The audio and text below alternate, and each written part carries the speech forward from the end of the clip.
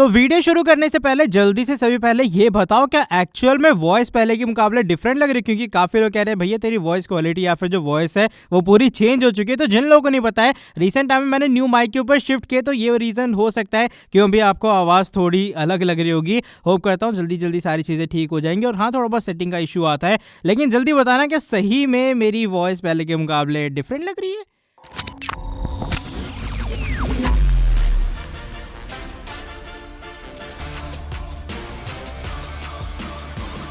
तो ये एक और नया साल है, ये एक और नया महीना, ये एक और नया दिन है और हमारे ट्राइबल चीफ के पास एक और नई अचीवमेंट आ चुकी है। So hello everyone and welcome back to new video. जब भी नई अचीवमेंट की बात आती है, नए रिकॉर्ड की बात आती है, तो जब भी हमारे tribal chief head of the table, the longest raining universal champion Roman का नाम आता है सामने, तो उसमें कोई हैरानी होती नहीं। और रिसेंट टाइम में रोमन रेंज ने एक और मैसिव अचीवमेंट हासिल कर ली, उसके बारे में डिस्कशन करेंगे। जब आने वाले पॉडकास्ट के ऊपर पैट मैकअफे के शो के ऊपर आएंगे विंस मैकमैन, वहां पर क्या कुछ होने वाला है इसको लेकर कुछ स्पेकुलेशन आ चुकी है सामने। प्लस एमजेएफ ने भी टीज कर दी है कि डब्ल्यूडब्ल्यूई के अंदर डेफिनेटली वो जाएंगे जब उनका एईडब्ल्यू कॉन्ट्रैक्ट एक्सपायर होने वाला है। So without wasting any time let's begin this video. लेकिन पहले हम लोग वीडियो को शुरू करते हैं हमारी current Raw women champion big time Becks the man Becky Lynch के साथ में। और बेकी लिंच ने रिसेंट टाइम में कुछ तगड़े वाला वर्कआउट स्टार्ट कर दिया रेसलमेनिया 38 को लेकर। हमने देखा था रिसेंटली मंडे नाइट रॉ के एपिसोड में जो चोटी है भैया उसका आतंक हुआ था बेकी लिंच के ऊपर, और लगातार चोटियों से वार हुआ था बियांका बिलेयर की तरफ से। लेकिन उसके बाद जो बेकी लिंच एक तरह की वार्निंग देती हुई नजर आती बियांका बिलेयर को अपने ऑफिशियल ट्विटर अकाउंट के थ्रू, और इसके ऊपर सेथ फ्रीकिंग रॉलिंस का भी रिएक्शन आता है। उसका स्क्रीनशॉट आप लोग देख पा रहे होगे। वो लिखते हैं Bianca through a lashing would stop me, Becky biceps won't be stopped by anything और एनीवन, #रेसलमेनिया। यानी कि हो सकता है बियांका बिलेयर तुमने चोटी वगैरह मारी उसे तुमने मुझे थोड़ा बहुत रोक लिया हो, लेकिन जो बेकी लिंच की बाइसेप वगैरह है अब उसको ना कोई रोकने वाला था और ना ही कोई रोक पाएगा। अब रेसलमेनिया को लेकर भैया तगड़ा वर्कआउट बेकी लिंच ने अभी से शुरू कर दिया है, और इसको लेकर उनके हस्बैंड यानी कि हमारे सेथ फ्रीकिंग रॉलिंस भी रिएक्शन देते हुए नजर आते हैं। उसका स्क्रीनशॉट आप लोग देख पा रहे होगे। वो लिखते हैं बेस्ट इन द गेम, यानी कि भैया इस गेम के अंदर सबसे ज्यादा कमाल बेकी लिंच है भी फिलहाल। तो देखते हैं रेसलमेनिया 38 के अंदर भी क्या बिग टाइम बेक्स अपनी चैंपियनशिप को रिटेन करेंगी या फिर हमारे Bianca bilayer EST of WWE अपना रेसलमेनिया 38 के अंदर बदला लेंगी समर स्लैम 2022 का। बाय द वे आज की जो हमारी नेक्स्ट अपडेट है वो इस बार पैट मैकअफे के शो के बारे में जुड़ी है,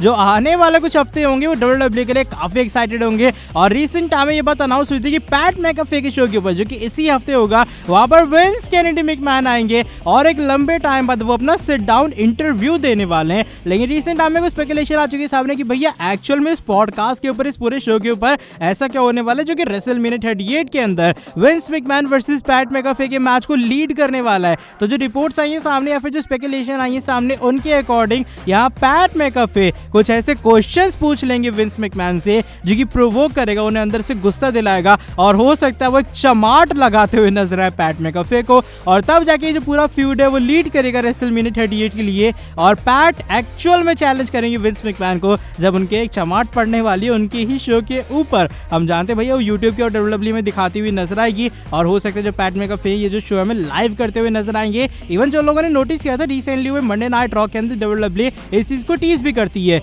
ऑस्टिन थ्योरी विंस मैकमैन के पास जाता है और वो कहते जाके भैया विंस तुम अपने इंटरव्यू के लिए जाओगे पैट मैकअफे शो के ऊपर, तो मैं तुम्हारे साथ चलता हूँ security guard as body guard, क्योंकि हो सकता है सामने वाला तुमसे कोई ऐसा क्वेश्चन पूछ ले जिससे तुम काफी भड़क जाओ और उस पर हमला वगैरह कर दो, इसलिए एज सिक्योरिटी के लिए ऑस्टिन थ्योरी उनके साथ जाएंगे। लेकिन भैया विंस मैकमैन ने कहा ऐसा कुछ उस इंटरव्यू के अंदर बिल्कुल नहीं होगा। तो देखते हैं मजेदार ही पूरा इंटरव्यू होने वाला है, क्या कुछ बातें यहाँ पर रिवील होती हैं। लेकिन अभी फिलहाल ये वो कुछ स्पेकुलेशन है जो कि पैट मैकअफे के शो को लेकर आई है। आगे से फ्यूड सही में इंटरेस्टिंग होने वाला है। आज की जो हमारी सेकंड लास्ट अपडेट है वो करंट एईडब्ल्यू सुपरस्टार एमजेएफ के बारे में जुड़ी है, और रिसेंट टाइम में एमजेएफ ने भी ये बात टीज कर डाली है कि मे बी वो जाने वाले हैं डब्ल्यूडब्ल्यूई के अंदर जब उनका कॉन्ट्रैक्ट होने वाला है एक्सपायर। अब ये बात वो ऑन टेलीविजन के ऊपर भी एईडब्ल्यू शोज में काफी बार कह चुके हैं कि भैया चोनी मोनी कंपनी में वो काम करना चाहते नहीं है, उन्हें बड़ी कंपनीज के अंदर जाना है, और काफी बार उन्होंने WWE का रेफरेंस भी दिए। इवन उनका कहना ये कि जब उनका AEW कॉन्ट्रैक्ट एक्सपायर होगा WWE उन्हें डेफिनेटली साइन करवाएगी। और रिसेंट टाइम में MJF का एक और इंटरव्यू होता है और इस इंटरव्यू के अंदर MJF बताते हैं जहां तक उन्हें लगता है 101% श्योरिटी है कि WWE अपनी जी जान लगा देगी ताकि MJF WWE के अंदर आ सके, क्योंकि फिलहाल जो MJF का स्पॉट है AEW के अंदर वो एज अ मेन इवेंटर है। यानी कि MJF को अगर आप AEW से निकाल लेते हो, वो डायरेक्ट दिल के ऊपर एक अटैक करना हुआ AEW के, और अगर किसी बंदे के दिल के ऊपर आप अटैक कर दोगे वो कंपनी या फिर जो इंसान है वो काफी कमजोर हो जाता है। इसलिए यहाँ पर MJF का ये मानना है अगर WWE MJF को निकाल लेगी AEW से, वो चले गए WWE के अंदर, तो भैया AEW बहुत ज्यादा कमजोर कंपनी बन जाएगी। इवन यहाँ पर MJF एक एग्जांपल देते हैं, वो भी बैटमैन की मूवी का। वो कहते हैं सभी ने बैटमैन की मूवी देखी होगी, वहां दो कैरेक्टर होते हैं, एक बैटमैन होता है जो कि सुपर हीरो होता है, काफी पॉपुलर काफी हिट, और सामने एक जोकर होता है जो कि एक सुपर विलन होता है। मुझे ये बताओ अगर बैटमैन की मूवी में जोकर ही ना हो तो भैया मूवी देखेगा कौन? क्योंकि बैटमैन में एक्चुअल में जो कैरेक्टर खुद का उसका वो काफी बोरिंग इंसान, निठल्ला सा इंसान है,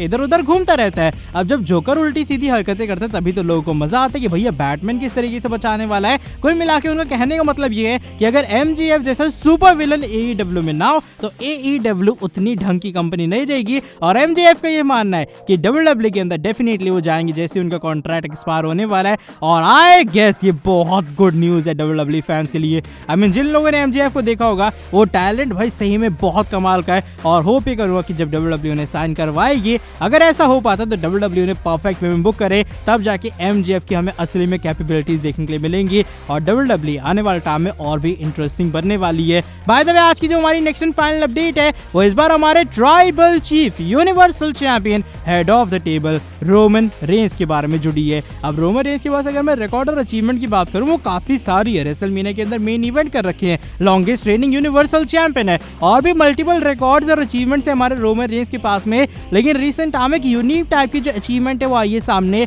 और बताया जा रहा है कि रोमन रेंस ने WWE के अंदर एक अपने करियर की अचीवमेंट हासिल की। वो ये है कि रोमन रेंस मेन चैंपियन के तौर पे, यानी कि कंबाइंड WWE टाइटल रेन उनकी और प्लस यूनिवर्सल टाइटल रेन मिला के 2 साल हो चुके हैं, यानी कि 730 डेज तक रोमन रेंस WWE के अंदर एक मेन चैंपियन के तौर पे। और एक बार फिर से पॉइंट टू बी नोटेड कि यहाँ पर यूनिवर्सल टाइटल की उनकी जितनी रेन है 1 2 3 जितनी भी उनकी रेन है प्लस ये वाली जो अभी की रेन चल रही है उसे मिला के, और पहले जो रोमन रेंस WWE चैंपियन बने, अगर जिन लोगों को याद होगा एक बार वो रॉयल रंबल के अंदर अपनी चैंपियनशिप हार गए थे जब ट्रिपल एच की विक्ट्री हुई थी आखिरी में, तो ये सारी कंबाइंड मेन टाइटल्स मिला के WWE की चैंपियनशिप जो मेन वाली थी और वही अपनी अभी की यूनिवर्सल टाइटल, ये दोनों मेन वर्ल्ड क्लास टाइटल को मिला के रोमन रेंस के पास 730 डेज हो चुके हैं, जो कि करीबन 2 साल तक होता है। और WWE में रोमन रेंस ने भी फिलहाल अपने करियर के अंदर 2 साल तक वो मेन टाइटल्स को होल्ड किए, जो कि डेफिनेटली एक बहुत बड़ी अचीवमेंट है। आमिर ने बताया था कि भैया रोमन रेंस ने क्या कुछ WWE के अंदर अचीव किया है, और जहां तक मेरा ओपिनियन है वो ये कि अगर रोमन रेंस का ये ट्राइबल चीफ वाला कैरेक्टर अनलॉक नहीं होता, रोमन रेंस ट्राइबल चीफ के कैरेक्टर में ना आते, जहां तक मुझे लगता है रोमन अपने फुल पोटेंशियल तक कभी भी पहुंच नहीं पाते। और हम लोग अभी भी ये कहते हैं कि भैया जो रोमन बिग डॉग वाला है वो एक अथॉरिटी का पपेट टाइप से कि उन्हें पुश दिया जा रहा है जानबूझ के, और वो चीजों को कर रहे हैं क्योंकि वो उतना चीजें डिजर्व वगैरह नहीं करते हैं। लेकिन हाँ, ट्राइबल चीफ वाले कैरेक्टर के साथ मैं ये कह सकता हूँ कि रोमन ने फाइनली अपना पूरा पोटेंशियल अनलॉक किया, और ये वो रीजन है आज वो एक और हिस्टोरिक अचीवमेंट तक पहुंच चुके हैं। मैनी कांग्रेचुलेशन, मैसिव कांग्रेचुलेशन हमारे ट्राइबल चीफ को इस कमाल की गजब के अचीवमेंट के लिए। इसको लेकर आपका क्या रिएक्शन है कमेंट सेक्शन के अंदर बता सकते हो। बाय द वे आज की वाली वीडियो बस यहीं तक थी। अगर ये वाली वीडियो पसंद आई है तो फटाफट से नीचे वीडियो को लाइक कर देना, साथ ही में जो लोग चैनल के ऊपर न्यू है सब्सक्राइब नहीं किया सब्सक्राइब कर देना चैनल को, प्लस बेल नोटिफिकेशन को कर देना ऑन। मिलता हूं आपसे आके नेक्स्ट वीडियो के अंदर बहुत ही ज्यादा जल्दी। Till then bye bye, take care.